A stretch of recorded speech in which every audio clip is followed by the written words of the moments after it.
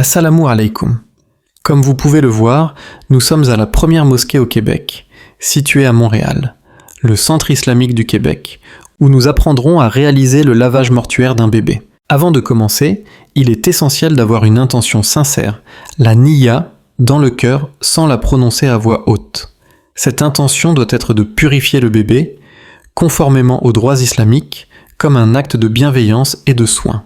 Dans ce contexte, cette vidéo montre le lavage rituel d'un bébé ayant respiré après la naissance. Plus tard dans la vidéo, une section est consacrée au cas du bébé mort-né. Bien que les étapes principales soient similaires à celles d'un adulte, la fragilité du nourrisson demande une approche plus délicate. Des ajustements peuvent donc être apportés selon l'état du bébé. Avant de commencer, vérifiez si le bébé a du sang, des impuretés ou des saletés sur le corps. Si c'est le cas, on privilégie le lavage avec du savon. Sinon, on suit la méthode de la sunna, qui utilise moins d'eau avec du cidre, puis du kafour. Cette méthode est idéale pour un bébé ayant subi une autopsie. Peu importe la méthode, nous veillons à utiliser 3 types de liquides. Si des tissus ou organes liés à la grossesse sont présents, versez simplement de l'eau dessus et placez-les avec le bébé. Après avoir descendu les escaliers et tourné à droite, vous trouverez la première porte à gauche. Elle mène au bureau du directeur funéraire.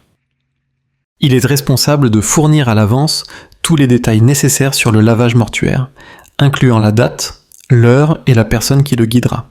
Pour le lavage d'un bébé, 2 sœurs peuvent participer, ainsi que la mère si elle le souhaite. Cela permet de préserver l'intimité et la tranquillité durant cet acte délicat.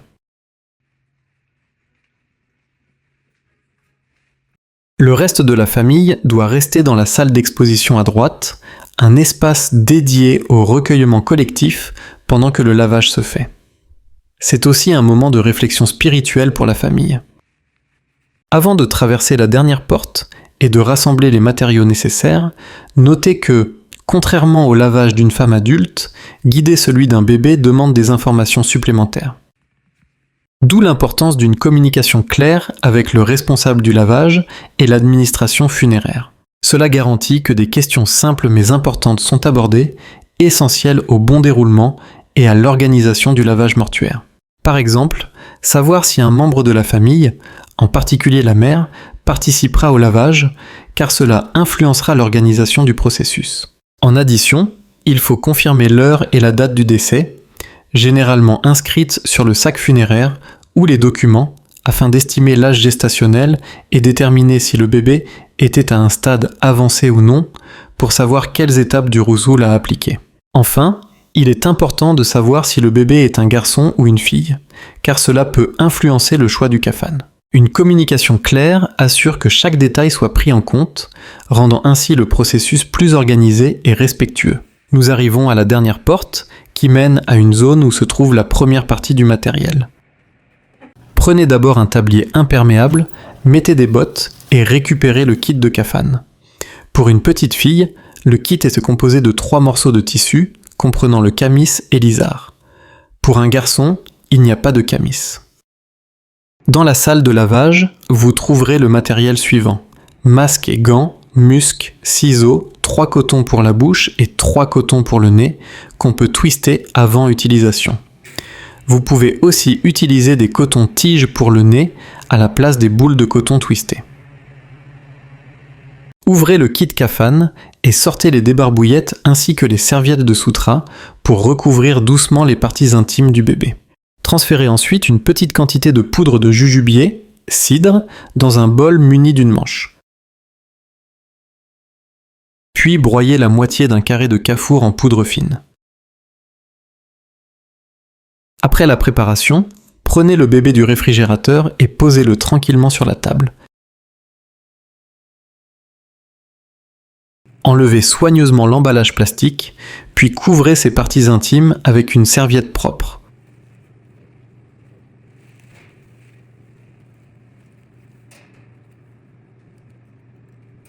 Retirez les bracelets d'hôpital s'ils sont présents. Jetez les couvertures ou vêtements, sauf si les parents souhaitent les conserver. Avant de commencer, vérifiez s'il y a eu une autopsie sur le bébé en cherchant des points de suture ou des agrafes sur le torse ou sur la tête. S'il y en a, manipulez le corps avec une grande douceur et évitez de verser de l'eau sur ces zones afin de prévenir tout dommage, comme un saignement ou l'ouverture d'une plaie. L'embaumement est une pratique qui vise généralement à préserver le corps après la mort, surtout lorsque la conservation prolongée est nécessaire. Cette procédure peut entraîner certains risques pendant le roussoul. Les orifices peuvent s'ouvrir, les points de suture ou les agrafes peuvent se relâcher, et la peau reste très fragile, augmentant le risque de déchirure ou de fuite de liquide. Pour éviter ces complications, il faut manipuler le corps avec une grande douceur, limiter la quantité d'eau versée directement sur les zones sensibles, éviter de frotter ou d'exercer une pression, et procéder lentement pour préserver l'intégrité du corps. Pour un bébé, il n'est pas obligatoire de réciter de doigts, puisqu'il n'a pas de péché à faire pardonner. La procédure doit donc se dérouler dans le calme et le silence, sauf lorsqu'il est nécessaire d'expliquer les étapes du lavage à la mère. Le moment du lavage peut être très émouvant pour la famille. Si la mère souhaite être présente, retirez le bébé du sac en plastique avant son arrivée et couvrez immédiatement ses parties intimes avec une serviette. Cela permet de préserver la dignité du bébé, de protéger les sentiments de la mère et de lui laisser le souvenir de son enfant dans un état honorable plutôt que de le voir à l'intérieur d'un sac en plastique. Cela rend l'expérience moins traumatisante. Bismillah, on peut commencer. Lorsque l'eau est tiède et qu'elle coule à faible débit, placez doucement le bébé sur une serviette en veillant à ce que ses parties intimes restent couvertes. Humidifiez un linge avec de l'eau et nettoyez avec délicatesse ses parties intimes en prenant soin de ne pas exercer de pression. Ensuite, procédez à l'ablution mineure. Rincez la main droite, puis la gauche.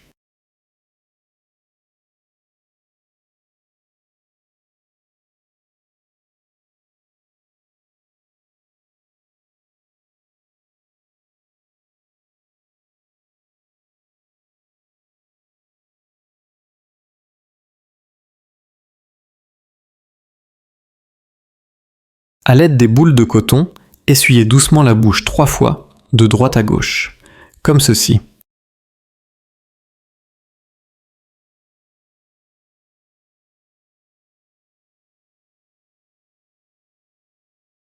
Nettoyez ensuite le nez 3 fois à l'aide de boules de coton torsadées en utilisant une pointe différente pour chaque narine.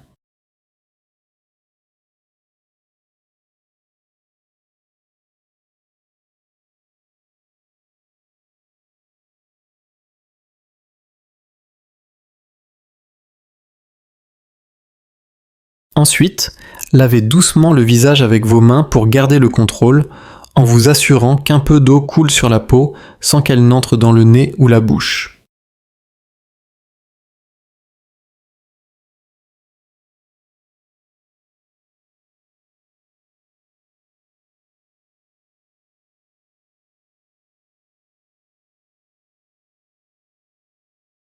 Puis, rincez ses bras 3 fois du coude jusqu'à la pointe des doigts en commençant par le bras droit. Suivi du bras gauche. Mouillez ses cheveux en faisant couler l'eau de l'avant vers l'arrière de la tête, puis nettoyez délicatement ses oreilles avec vos doigts sans laisser rentrer d'eau à l'intérieur. Enfin, rincez le pied droit puis le pied gauche, chacun 3 fois.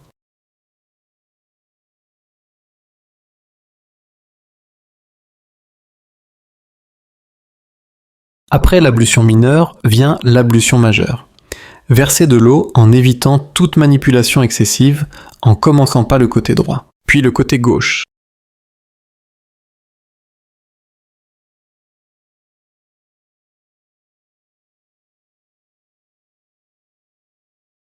Ensuite, on le retourne et on verse l'eau sur le dos. Préparez un peu de savon mélangé avec de l'eau et lavez délicatement ses cheveux et son visage avec vos mains, afin de garder le contrôle et d'éviter que l'eau n'entre dans les yeux, le nez ou la bouche.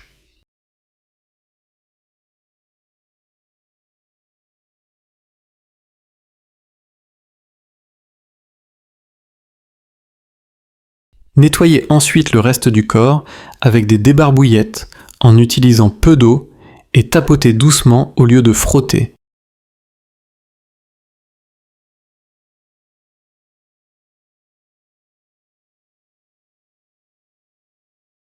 Rincez le bébé d'un seul jet en évitant de repasser 2 fois sur la même zone.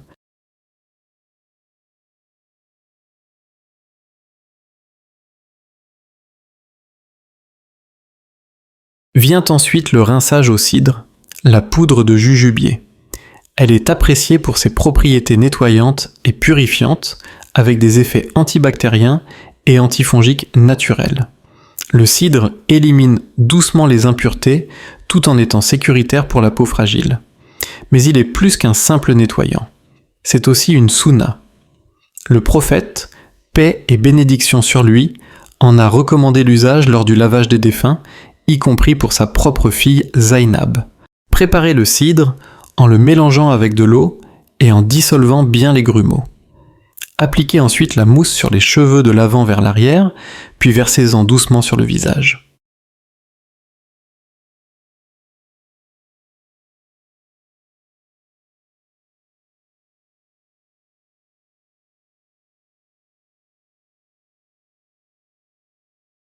En renverser du côté droit.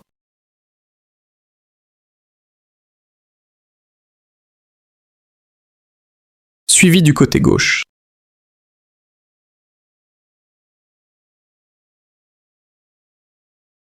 Et enfin le dos.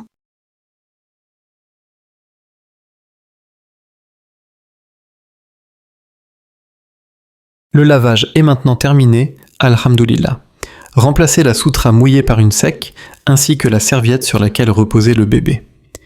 Essorez la soutra imbibée de cidre avant de la jeter.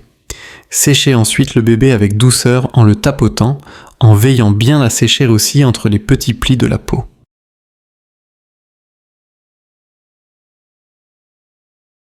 Comme vous pouvez le voir, la table a été correctement nettoyée et asséchée pour continuer. La table doit être propre et sèche avant de continuer. Ouvrez le kit kafan et placez le bébé doucement sur le dos, la tête placée face à l'ouverture du camis. Le premier tissu utilisé pour recouvrir le bébé est l'izar. Commencez par le côté droit en enroulant l'excédent de tissu sous son corps. Ensuite, continuez à l'enrouler avec l'izar du côté gauche en ajustant délicatement le tissu pour qu'il reste bien en place autour du corps du bébé.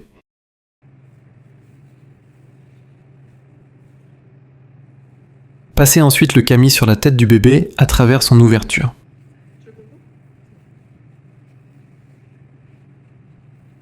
Placez doucement le hijab triangulaire. Si nécessaire, pliez légèrement la partie supérieure avant de l'ajuster. Comme pour une défunte adulte, croisez d'abord le tissu du côté droit puis le côté gauche. Laissez une petite ouverture pour un doigt afin que le hijab ne soit pas trop serré.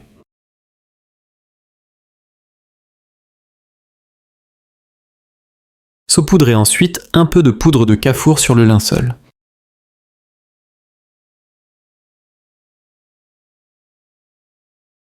Couvrez le bébé avec le dernier morceau de tissu en commençant par le côté droit. Suivi du côté gauche. Attachez 3 bandes de tissu, une au niveau de l'abdomen,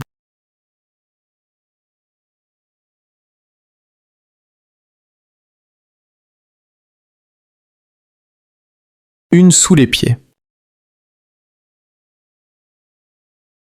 puis une au-dessus de la tête. Ces bandes assurent que les tissus restent bien en place lors du transport et de l'enterrement. Pour un garçon, le processus reste identique, simplement sans le camis ni hijab.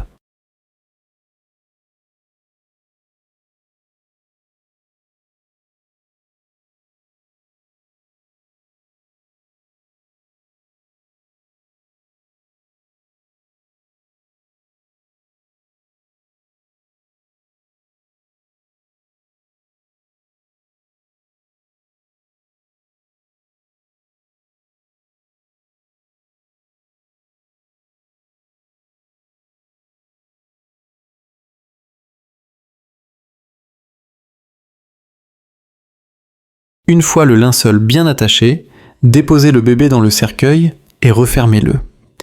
Afin d'éviter toute confusion lorsqu'il y a plusieurs bébés, accrochez une étiquette provisoire avec le nom ou le nom de famille, ou écrivez-le directement.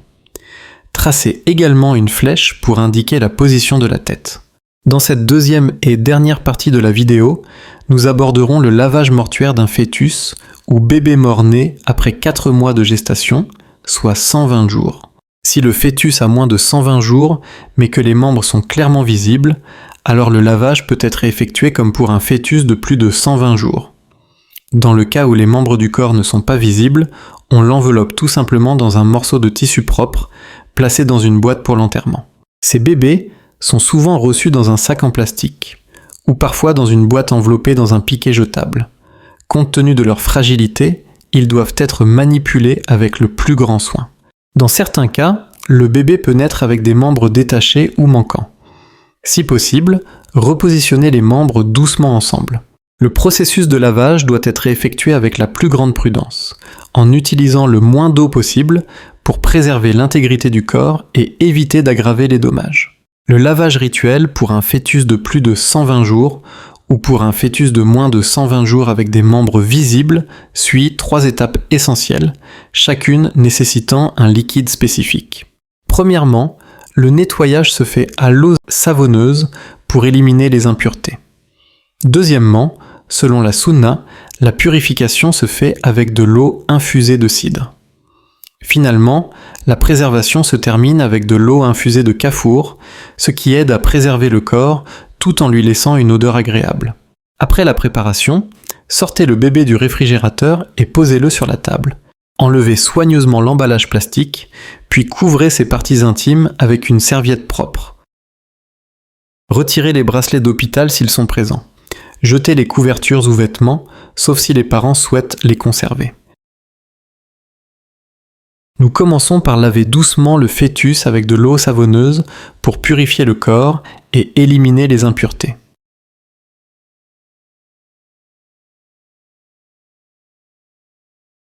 Vient ensuite le rinçage au cidre qui, comme mentionné plus tôt, est une sunna et un nettoyant naturel.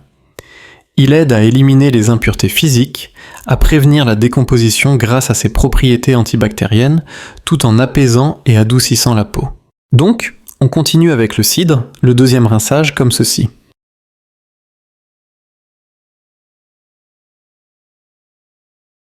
Pour le rinçage final, la poudre de kafour ajoutée dans l'eau est utilisée pour ses propriétés antiseptiques.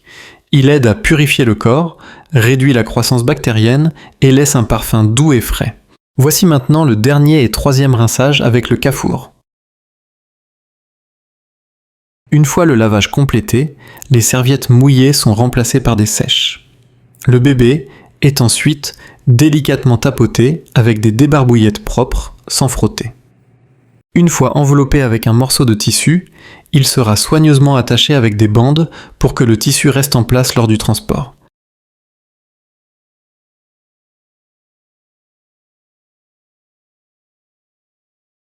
Une fois le linceul bien attaché, déposez le bébé dans le cercueil et refermez-le.